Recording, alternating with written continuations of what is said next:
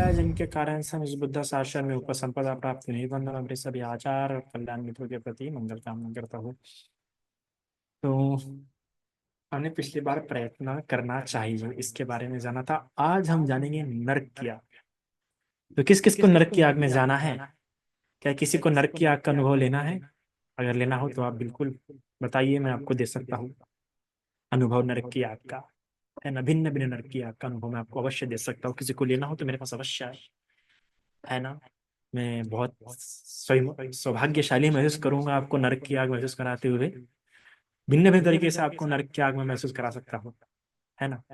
अगर आपको मेरे शब्दों से नरक की आग महसूस करनी है बताइए, वो तो मैं और भी अच्छे से कर सकता हूँ। मेरे शब्द तो बड़े अच्छे होते हैं, सबसे अच्छे मेरे शब्द।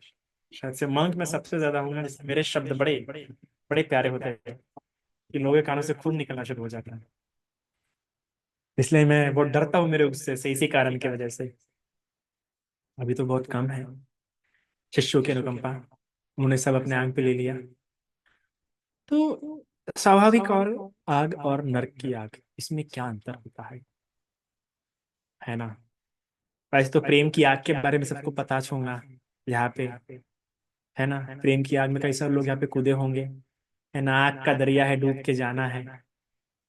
तो नरक की आग से भी खतरनाक होती है, सॉरी प्रेम की आग से भी खतरनाक होती है नरक की आग। पर फिर भी मैं कहना चाहूंगा, जीते जी प्रेम की आग ज्यादा कठिन होती है मनुष्य लोक में। नरक देखो, हर एक लोग की अपनी अपनी अग्नि होती है। नरक की अपनी अग्नि, वो सबसे खतरनाक है।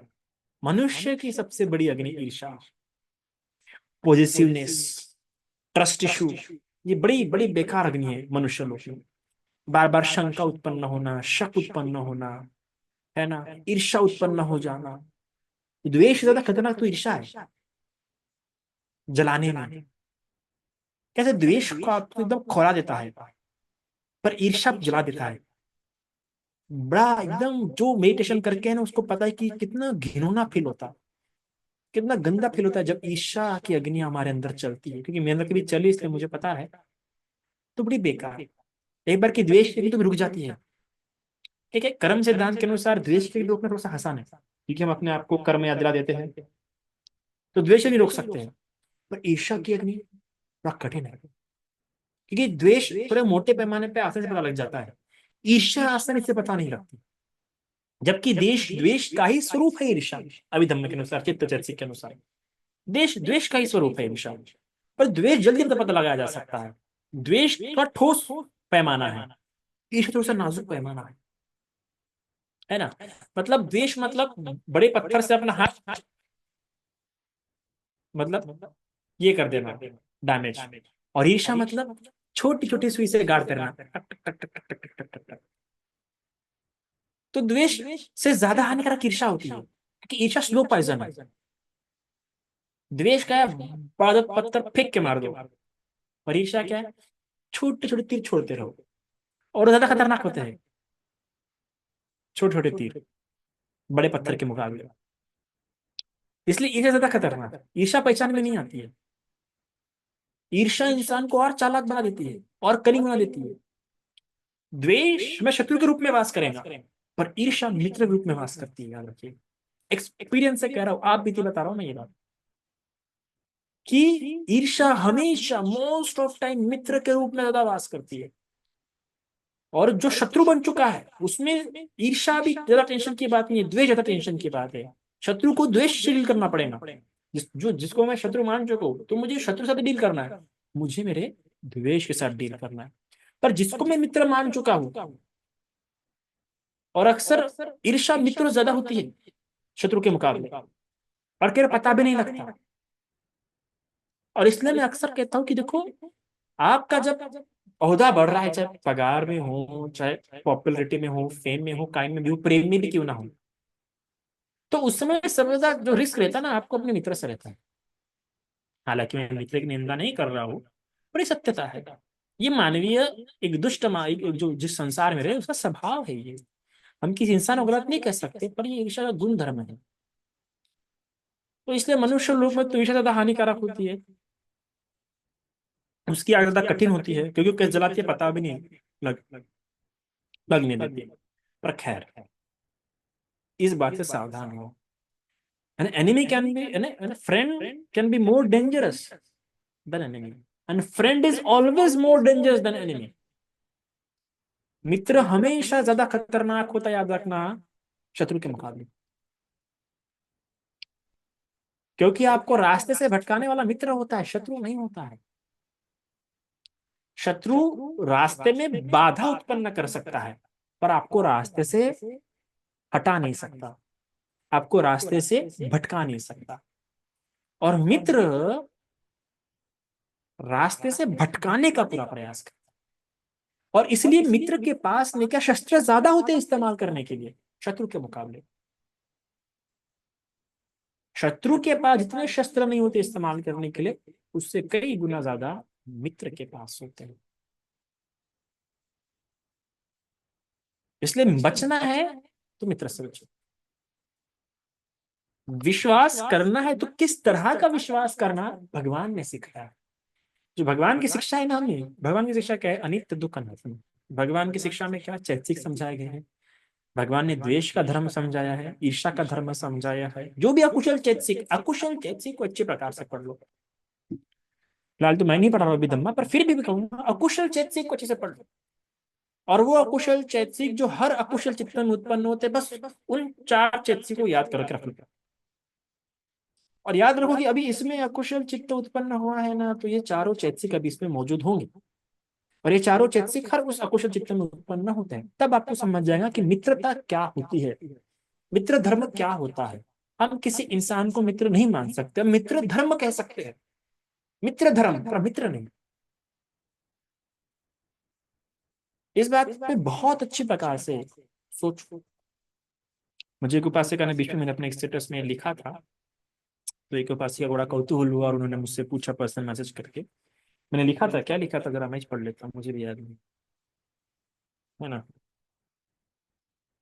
तो मैंने लिखा था,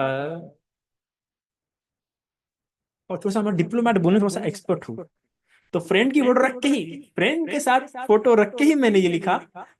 वो मित्र पढ़ के ही बड़ा समझ गया कि देखो टॉन मारना हो तो बंदे चलिए सीखो। तो मित्र की फोटो रखा था और मित्र की फोटो के साथ लिखा, from my childhood I never believe in friendship and still don't believe on it. Photo के साथ है, फ्रेंड के साथ है, और ये लिख रहा हूँ, because friend could be the most dangerous and cunning enemy anyone would have. Although I do believe in feeling of care, love, benediction, which nourish relations, we must not forget that intentions are more important than relationship ties. तो आप देखेंगे तो मैंने photo भी रखा है मित्र के साथ। तो मित्र, अब कोई दूसरा इंसान होता तो समझ जाता भैया कि बाबा ये तो मेरे को ही उल्टा सीधा बोल रहा है, पर वो जानते हैं ईश्वरीय भंजी की सच बोलने की आदत है। तो मैंने लिखा कि भैया देखो, मुझे मित्रता पे बचपन से भरोसा नहीं रहा है, और अभी भी नहीं है मुझे मित्रता पे। पर मुझे जो लव है, केयर है, बेनेडिक्शन से, ये जो इंटेंशंस होती है, जो मनोभाव होते हैं, जिससे हम अभिधम्म की भाषा में चैतसिक कहते हैं, उस पर मैं पूर्ण रूप से विश्वास करता हूँ।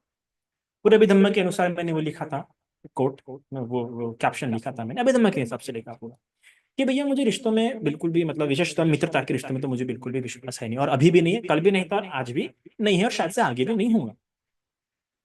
पर मुझे मानवीय मन में उत्पन्न होने वाले जो चैतसिक है, उस पे मुझे विश्वास है।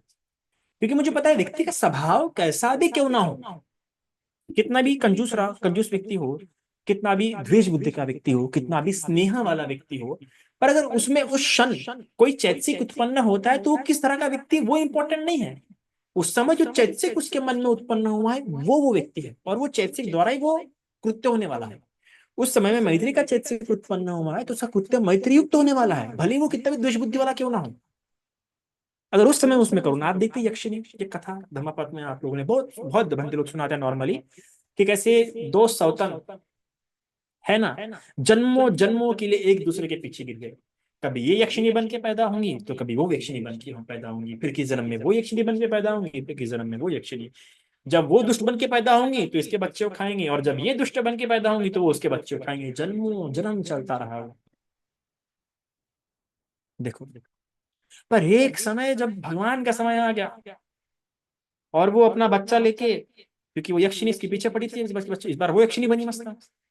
इस बार वो यक्षिणी बनी तो अपने बच्चे को लेके भागी भागी भागी जा रही है, और यक्षिणी इसके पीछे लगी है इस इंसान के बच्चे को खाने के लिए, क्योंकि भाई जन्मों से लगा पड़ा है, तूने मेरा बच्चा खाया, इस बार मैं तेरे जन्म इस जन्म में तेरा बच्चा खाऊंगी। ये अपने बच्चे को, ये महिला अपने बच्चे को लेके भागे भागे जा रही है, तब देखते रहे भगवान वहां पे विराजे, भगवान के पास, तो भगवान के पास तुरंत जाती है ये, भगवान के पास कहती भगवान मेरे बच्चे को बचा लो।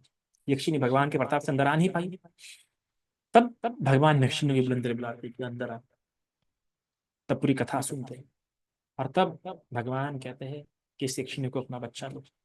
और जब खुद हो कि वो महिला यक्षिणी के हाथों में अपना बच्चा देती, डर रहता पर भगवान पे विश्वास है, भगवान है ना यहाँ, जब वो खुद होके अपने हाथों से बच्चा देती है, और वो दिखती है यक्षिणी की ये खुद होके अपना बच्चा मुझे सौंप रही है, और वो अगर पहले बच्चे को देखते थे, इस बार अच्छे से बच्चे को देखती है, और बच्चे को देखते बराबर उसमें मातृत्व उत्पन्न होता है।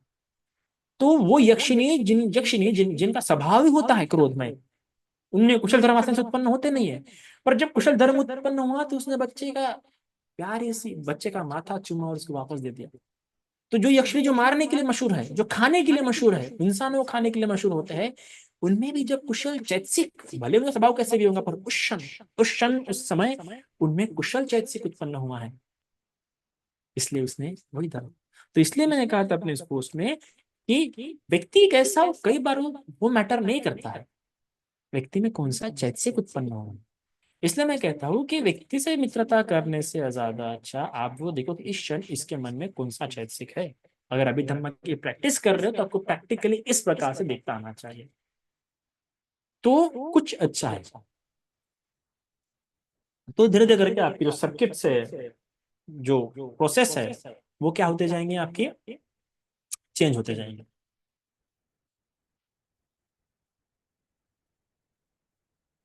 तो मन में क्या उत्पन्न हुआ है वो ज्यादा मैटर करता है। हालांकि हम ये बिल्कुल नकार नहीं सकते कोई द्वेष बुद्धि का होगा तो इसका मतलब क्या है कि उसमें द्वेष जैसे ज्यादा उत्पन्न होता है, यानी मोस्ट ऑफ टाइम ज्यादातर द्वेष चैतसिक उत्पन्न होगा। कोई लोभी बुद्धि का होगा तो इसका मतलब ज्यादातर उसमें लोभ चैतसिक या उस प्रकार के चित्त लोभ ज्यादा उत्पन्न होते हैं, उसके पैटर्न बन चुका है, संस्कार वैसे बन चुके हैं। तो ये भी पूर्ण रूप से संभावना है कि उसमें कुशल वैसे चैतसिक कम उत्पन्न होंगे। तो इसलिए आपको इस बात में से भी सावधानी रखनी है किसी भी इंसान से। तो समझ गया आपको ये बात।